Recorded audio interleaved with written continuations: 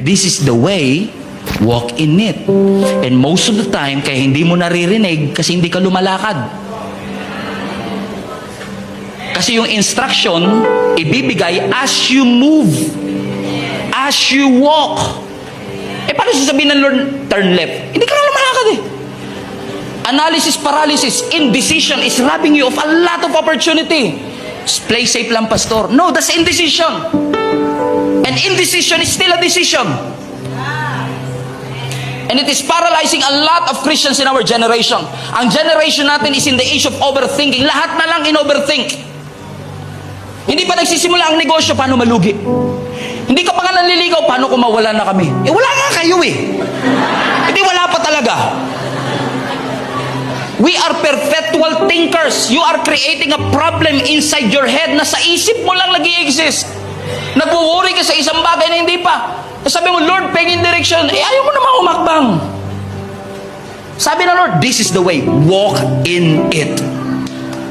And imbes na, sundin ang sinasabi ng Lord, meron kang forecast, worst case scenario, sa isip mo, walang diretsyong daan, lahat na lang maze, lahat na lang paikot-ikot. Overthinking is analysis paralysis, which is usually a result of fear. Think, fear. Fear of failing, fear of making a mistake, fear of wrong move. But God is saying to each and every one of us today, whether you turn left or you turn right, there is a voice behind you.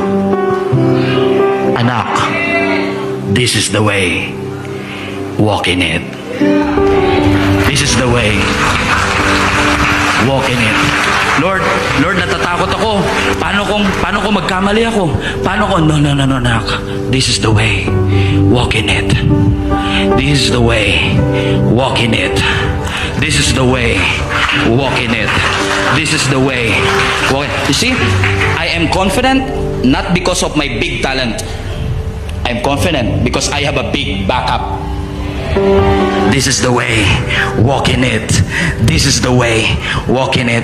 I pray in Jesus' name na maraming palayain ang Panginoon dito sa napakaraming indecisions, fear, and doubt, and start to believe that God's got your back. He's holding you at the palm of His hand and is doing something in your life that is going to bring you to places and season that you've never imagined before. Sinasara ng Panginoon ang Kirit Ravine na nagpala sa iyo before, but God is opening a new door of opportunity to bring you to places that you've never expected na pagdadala sa iyo ng Panginoon. Let's give Him some praise for every rejection. Let's give Him some praise for every closed doors, for every cancellations that we have been experiencing, and allow the Holy Spirit to direct your path.